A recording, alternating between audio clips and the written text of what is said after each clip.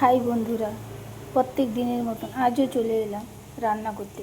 সব রকম সবজি দিয়ে একটা চচ্চড়ি বানাবো চিংড়ি মাছ দিয়ে। তেল দিয়ে পেঁয়াজটাকে আমি ভেজে নিয়েছি, একটু লাল করে ভেজে নেব। এবার আমি দুটো কাঁচা লঙ্কা দিয়ে দেবো। পেঁয়াজটা আমার লাল করে ভাজা হয়ে গেছে, এবার ফোড়ন দিয়ে দিব চচ্চড়ির জন্য।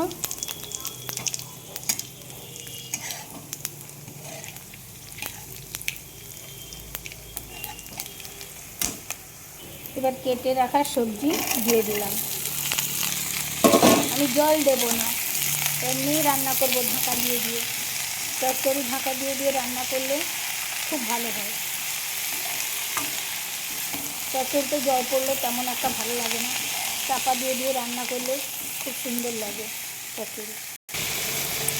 স্বাদ মতো লবণ দিয়ে দিলাম,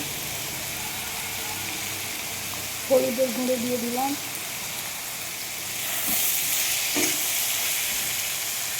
আর দেবো আমি সরষা বাটা। সরষা বেটে রেখেছি, একটু বেশি করে বেটে রেখেছি, ফ্রিজে ছিল তো। চচ্চড়িতে কিন্তু এখনও আমি এক ফোঁটা জল দিইনি। এবার চিংড়ি মাছটা দিয়ে দিলাম। চিংড়ি মাছটা দিয়ে আমি চাপা দিয়ে দিয়েই রান্না করব, এতে আমি জল দেব না। অল্প একটু সরষার বাটা দিয়ে দিলাম।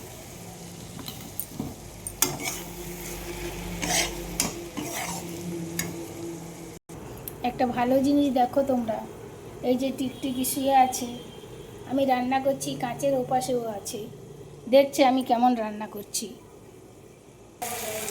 চচ্চড়িটা আমি চাপা দিয়ে দিয়ে রান্না করলাম। দেখো চচ্চড়িটা এবার আমার হয়ে এসছে।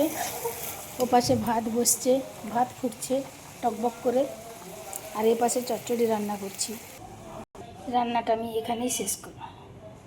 রান্নাটা আমার হয়ে গেছে, দেখো কত সুন্দর রান্না হয়েছে। শুভ দুপুরের শুভেচ্ছা জানাই সবাইকে। সবাই খুব ভালো থেকো, এইভাবে পাশে থেকো। দেখো ভাত ফুটছে, আর এ পাশে রান্না শেষ। গরম গরম ভাত আর চচ্চড়ি খুব সুন্দর লাগবে খেতে। তোমরা যদি কেউ ভালোবাসো চলে এসো আমাদের বাড়ি।